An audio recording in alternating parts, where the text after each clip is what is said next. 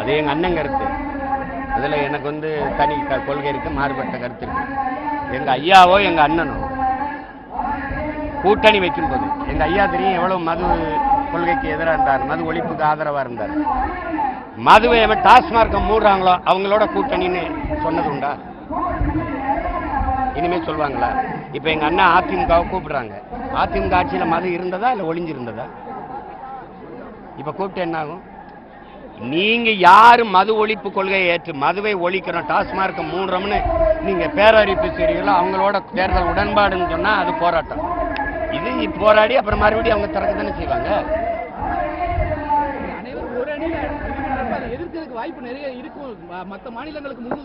அதான் அது ஒழிக்கிறது தேர்தல். இப்ப தேர்தல் நேரத்தில் ஒழிக்கலைன்னா என்ன பண்ணுவீங்க? ஒரே அணியில மதுவுக்கு எதிரான ஒரு அணி கொள்கை வச்சு தேர்தலை ஒன்னா சந்திப்போமா? வர்றீங்களா? நான் வரேன். நீங்க யார் யார் வர்றீங்க? எங்க அண்ணன் சொல்ற ஒரே அணி, அதான் நாங்க சொல்ற தனித்தனி ஒரே அணி மது ஒழிப்புக்கு எதிரான மது ஒழிப்பு கொள்கை உண்டா அணி. எங்க அண்ணன் சொல்ற கருத்து சரி, அதை யார் கூட இருந்துகிட்டு செய்யறது?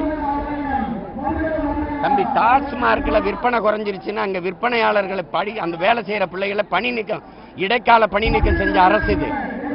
தம்பி, நீங்க என்ன ஐஸ்கிரீம் விற்கல, குளிரடி விற்கிறீங்களா, கீரை காய்கறி விற்கிறீங்களா? கூட 2 தெருவுக்கு போய் விற்கிறதுக்கு என்ன உனக்கு பிரச்சனைன்னு கேட்க.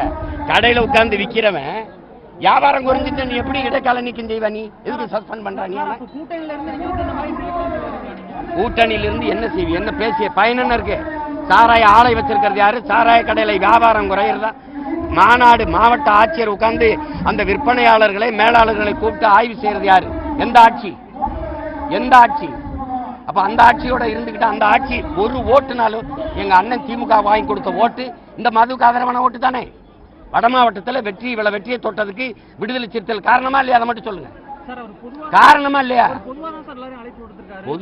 பொதுவா அழைப்பு யார் யார் போறாங்க? அப்ப பாரதிய ஜனதா வருதா? அதுல வருதா?